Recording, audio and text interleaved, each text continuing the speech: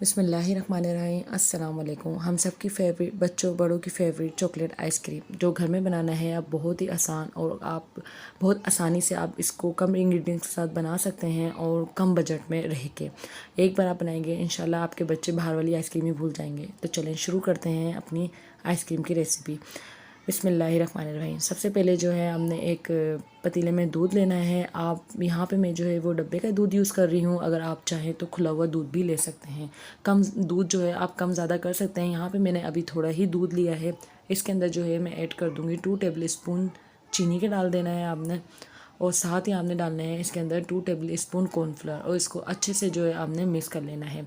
अब यहाँ पे मैं चूल्हा ऑन कर लेती हूँ और इसी के ऊपर जो मैंने एक पतीले में दूध लिया था वो इसके ऊपर रख दूँगी और अच्छे से इसको मिक्स करते रहूँगी जब तक कि हम इसके अंदर एक उबाल नहीं आ जाता। बहुत ही आसानी से बनने वाली ये आइसक्रीम आप झटपट बना के तैयार कर सकते हैं।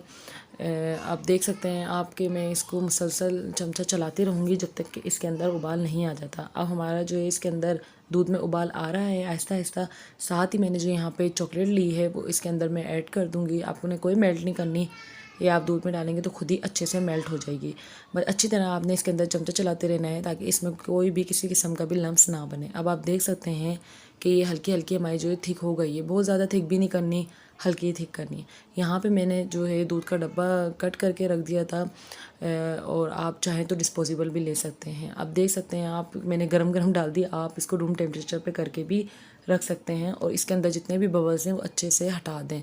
और इसको जो है आपने बस बबल सारे हटा देने हैं, और जैसे ही रूम टेम्परेचर पे आए आपने इसको 8 से 9 घंटे के लिए फ्रीज़र में रख देना है। अब आप देख सकते हैं कितनी ही मज़ेदार सी हमारी चॉकलेट आइसक्रीम बन के तैयार है।